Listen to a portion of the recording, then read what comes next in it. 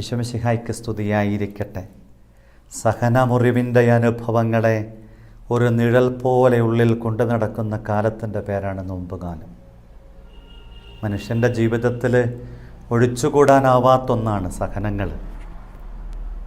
സഹനങ്ങൾ മാറ്റി നിർത്തിക്കൊണ്ടൊരു ജീവിതത്തെക്കുറിച്ച് സങ്കല്പിക്കാൻ പോലും ആവില്ല.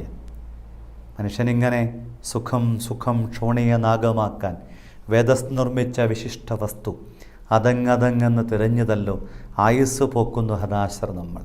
സുഖം തേടിയുള്ള അന്വേഷണത്തിൻ്റെ ബന്ധാവിൽ അറിഞ്ഞും ഈ കാലഘട്ടത്തിൽ ഓരോ ദിവസവും ദൈവം തരുന്ന ലിവ് ടുഡേ, ഇന്നിൽ ജീവിക്കുക എന്നുള്ള ഗുരുക്കന്മാരുടെ ഓർമ്മപ്പെടുത്തലുകളൊക്കെ വിസ്മരിച്ചിട്ട് എന്തോ അപ്പുറത്ത് സുഖമുണ്ട് എന്ന് അന്വേഷിച്ച് നടക്കുന്നവരോട് നോമ്പുകാലം പറയുകയാണ്.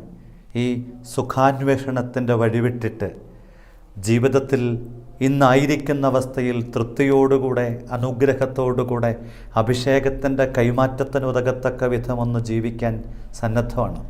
നമുക്ക് ആഗ്രഹിച്ച് പ്രാർത്ഥിക്കാം. എൻ്റെ ജീവിതത്തിൽ ഈ സുഖാന്വേഷണത്തിൻ്റെ ഇടങ്ങളിൽ നിന്ന് തെല്ലൊന്നകലം പാലിച്ച് ക്രിസ്തു ജീവിതത്തിൻ്റെ നിഴൽ പറ്റി ജീവിക്കാൻ ആഗ്രഹിക്കാം. ഈശോയെ, സുഖം മാത്രം ജീവിതത്തിൻ്റെ ലക്ഷ്യമായി വല്ലാതെ ഉളരാതെ ക്രിസ്തു നിഴൽ ഞങ്ങളിലൂടെ പ്രതിഫലിക്കാൻ വേണ്ടി കൃപ നൽകിയാലും.